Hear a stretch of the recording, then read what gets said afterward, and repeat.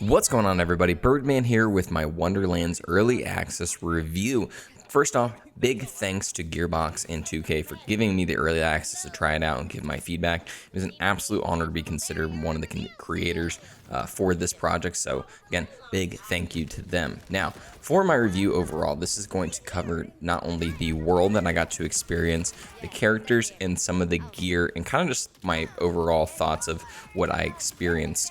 Know first off that I am not sponsored by them in any way. This is kind of my complete, honest, no BS opinion of what I experienced. So not going to be really holding back, but at the same time, I gotta say, I have a lot of good things to say about what I experienced in this. So first, know that you can follow me over on YouTube, Twitter, and Twitch at Byrdman778 and use code BIRD at GField checkout. Now, my code is actually 30% off until the 28th, so that's actually today, the launching of this review. So if you want to snag some G Fuel, make sure you're using code BIRD, BYRD, at checkout.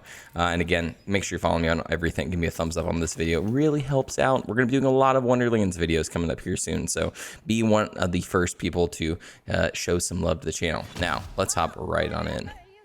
First off, the area that I was loaded into is called Mount Craw. It was kind of this mixture of the Bounty of Blood DLC, kind of like those like very snowy mountains and foresty feel. I had that a bit to it, mixed with like the Mines of Avarice from the Tiny Tina DLC from Borderlands 2. It was really, really breathtaking all around. I actually caught myself a few times just walking around and just kind of like seeing the scenery and everything. It doesn't feel like it's like kind of like enclosed in this like circle like most Borderlands maps kind of feel like. It definitely felt as though I had a lot of room to move around, and like the map flowed well with one another. Like there was kind of like a leveling to it where could be on top of the mountain and drop down and be back in this area that you see that I'm currently in right now. So again, it definitely wasn't just like a linear straight line. It was built on top of itself. So I really did enjoy how they set that up. All these enemies you see me fighting are goblins. Now, goblins are kind of have like the same hitboxes and style as Tinks did in Borderlands 3. There's a bunch of different versions of them. You have your basic version. You have your like Tinker that I'm fighting right now. It's got like a jetpack and a machine gun. That was kind of my complaint with this character, was the fact that they had machine guns. I'm like, okay, this is kind of a little too much at times. And I definitely felt as though they tended to shred through your shield pretty dang fast. So I would definitely be mindful of them. They would drop like these little bombs at my feet that would like run towards me, blow up my shield. They had a machine gun that would rip apart my shield, and then they would just like jump at me with their jetpack. We had also different elemental versions of them. We had badass versions. They were all around just a pretty interesting enemy archetype, and it seemed as though that they weren't just like so one-dimensional. They had a lot of variations. We also had plenty of trolls. I had a bunch of orcs that I was fighting as well that you'll see later in this gameplay. I really enjoyed the fact that they added this genuine like hierarchy of leveling with like the enemy types themselves, because like typically like orcs and like goblins tend to be around one another in some way, shape, or form. So the fact that they were present in each other's worlds was really cool. Now, I really think as though they did really well with how they set up everything. I don't feel like any area felt exactly the same as another, which is really nice, just because, again, when you're going through gameplay and everything just feels like deja vu, it kind of takes away from the overall experience of it. So again, the fact that the world felt so beautiful, it felt like it was layered well, and that the enemies themselves fit that area well, I thought was a big thumbs up to them. Now again, I'm going to kind of go back to the enemies a little bit. I really, really think that it might have been a minor mistake to add so many of them having guns, just for the fact that so far it doesn't seem as though my shield and everything is very conducive to gunfire hitting it at times, depending on what kind of gameplay style you're wanting to do. At this moment, I'm playing the Greyborn character, so it's kind of that health for damage style character. So having my shield get ripped apart in like 2 seconds by a fireball, an enemy just jumping at me, really kind of sucked at times. But again, I end up finding a way with working with my different action skills and my abilities to overcome that. So again, tiny little complaint there when it comes to like the enemies and weapons, but overall I think that they set it up pretty well. So looking at our inventory and how our weapons and our gear is set up, first off, it's exactly like a regular Borderlands game. You have the sidebar over here that shows off your weapons and your gear on the bottom, except on this one, we now have the addition of the melee that we can add in there. So you can go over here, swap in between those, and it will swap it over. Your melee will always be whatever your, obviously, melee button swing is going to be used for.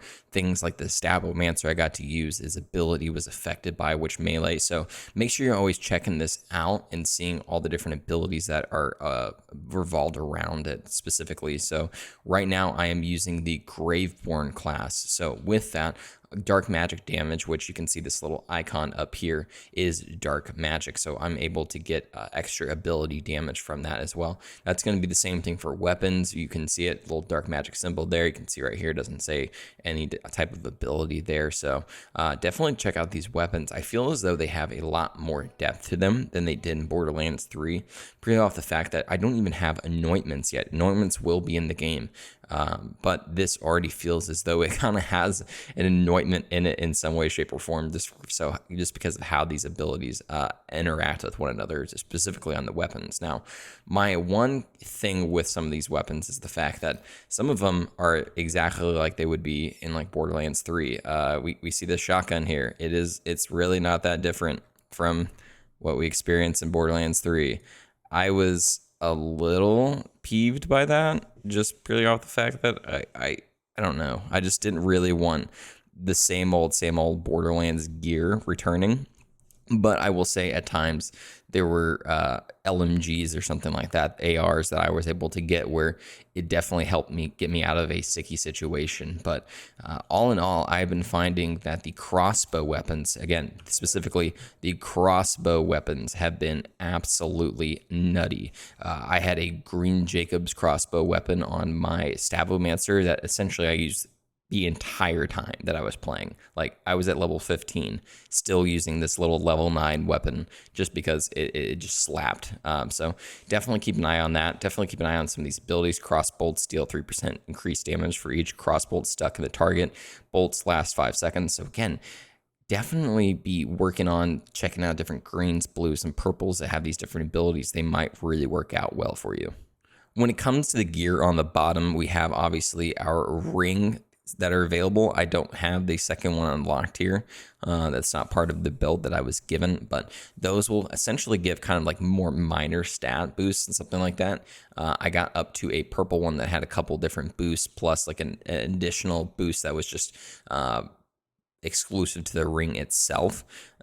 We have over here essentially what is our shield, which is going to feed into our ward. Now, the shield is exactly like it sounds, regular, like kind of like Borderlands shield that's over the character, and then the ward is closer to the class mod. So you see the one here I have says Berserker power plus 8.8%, maximum health, companion damage.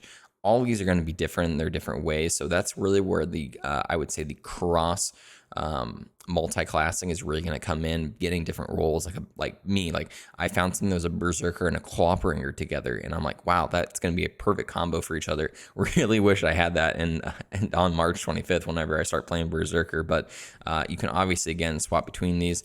I swap over to this. I get Graveborn power. It gives my companion that I have on the Graveborn extra critical chance. So definitely be on the lookout for these. These will definitely have different abilities on them as well once you hit that legendary status. We also have an amulet that unfortunately, again, I just don't have access to. And then our spell. Now the spell is essentially going to take the place of the grenade. It is a over cooldown based item, so you don't have to like pick up any gear for it. Like, so I don't have to pick up grenades or go to a vendor to refill that anymore. It's just going to constantly have its own cooldown, which is really nice. Overall, I really liked all the spells. I thought the spells were probably the most unique thing that I got to try out. The fact that some casts are just like AoEs around you. Some of them are like these seeking ones, like this shock one that I have right here. It just kind of shoots out and finds enemies. I had ones that were like ground slams. A lot of variety in those. So I definitely am excited to see how those are going to interact all in all. Now, let's talk about the characters that I got to experience. I'm going to be doing a deeper breakdown of both Graveborn and Stabomancer later here today, but at least know for now that there is a big emphasis in this game on the multi-classing.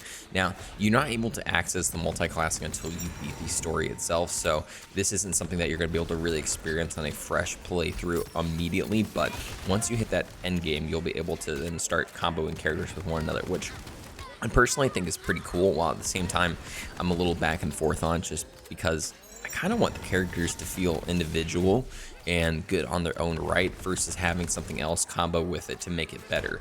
Specifically, I'm playing the character Graveborn right now that felt kind of weak at times just because of its overall emphasis on using dark magic, having shields break so much and then that affecting my health, which my health is affected by my action skills as well.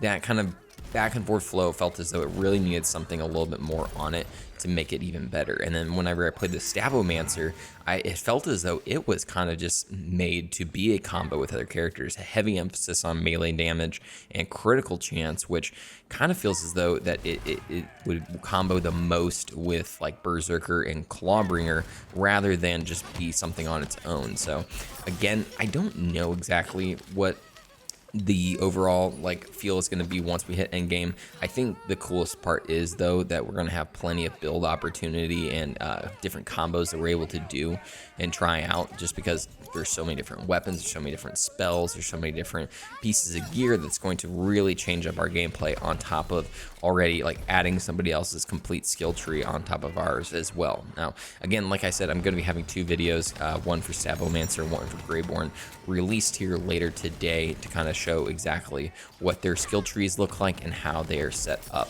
I hope you enjoy those as well. But again, I think overall the characters themselves are going to be really interesting. Now that we've kind of talked about the world itself, the gear, and the characters, I kind of just want to do my kind of like unfiltered thoughts on the early access, what I experienced. Overall, I really enjoyed it. The first day that I was playing it, I like could not stop smiling. Like, if that makes sense to you. I literally was just so happy to get the chance to play this a little bit earlier. And get to play it at all. Wonderlands has been teased for so long, and just having something new in the Borderlands verse has been really awesome. I think lead designer and lead director of this, Matt Cox, definitely hit it out of the park. He did really well with Bounty of Blood as well. So having him be at the helm of this was definitely exciting. I had my friend Epic Energy, which you guys all know Epic Energy. He's been hyping up Matt Cox for like the longest time. So I definitely got to say, I got to drink the Matt Cox Kool-Aid. Wait, that sounds odd. Anyway, this is definitely going to be an awesome experience all in all. I will say though, I definitely want the spells and the melee to feel a little bit more prominent. It feels as though that weapon damage and using guns seems a little too like in your face. I personally would prefer us to, like, you know, be incentivized to do constant melee, be incentivized to constantly chuck spells, use our action skills to a more, I would say, a better standing all in all, just because again they're so cool and everything, but at the same time I get like a crossbow like gun like this where I feel like I'm just like insta tapping everybody, which is like cool that it's a new and different like style of weapon. But again, like I've got spells where, like, again right here I'm snapping my fingers and there's a giant explosion, and like I want to use that more often than just two tapping somebody in the head with a cool crossbow. And same thing when it comes to melee. Melee was like one of those things from the get-go that I was so, I would say, excited about, because it seemed as though that it was going to be like a primary. I'm going to hold this giant axe in my hand and run around the map and smack people. And finding out that it's essentially just a secondary thing that I never really get to see unless I click my melee button was pretty depressing. I'm probably still going to do my absolute damnedest to make a melee comprehensive build, especially for Berserker. Guys, know that on day one I'm going to be cranking the hell out of Berserker, so I'll definitely be swinging on by my channel to check that out.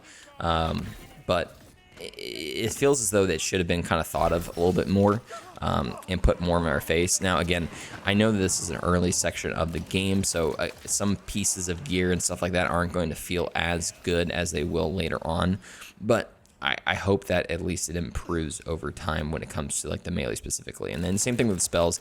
I feel as though spells are a little bit better just because there's certain ones like the giant meteor that you see that flies out of the sky that absolutely just bombs the hell out of people. It's incredible how much damage it does.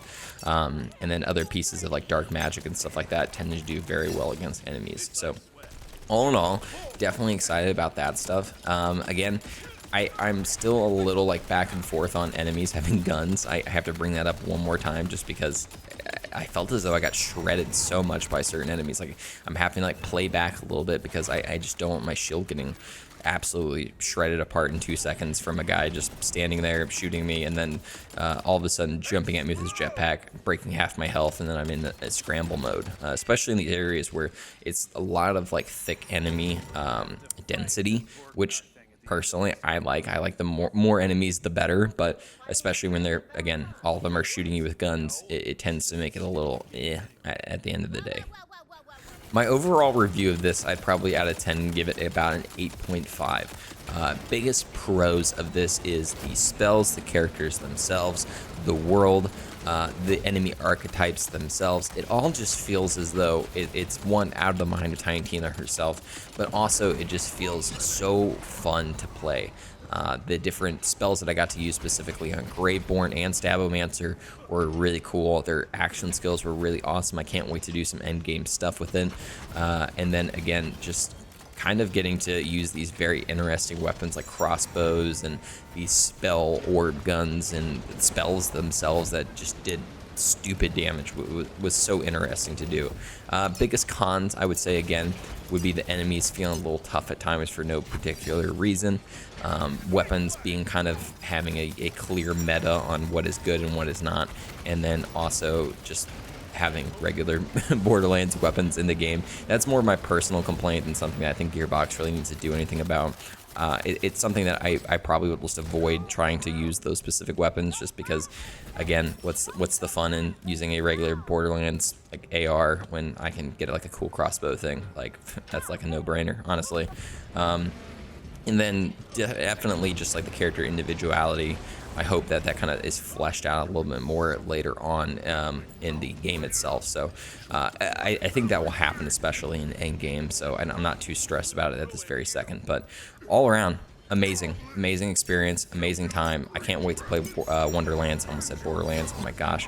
I can't wait to play Wonderlands on March 25th. Make sure you guys are checking it out beforehand, checking out all my videos that I'm going to be doing, covering it on the Stabomancer and the Graveborn specifically. I'm probably going to be doing like a top 5 of what you need to check out before the game comes out, what you probably should be focusing into, just some general tips and tricks like that. So guys, make sure you're following me over on YouTube, Twitter, and Twitch as well at Byrdman778 using code BIRD at GFIL checkout. I really appreciate you all. Thank you so much for stopping by this video. Hope you have a great night, day, or whatever it may be.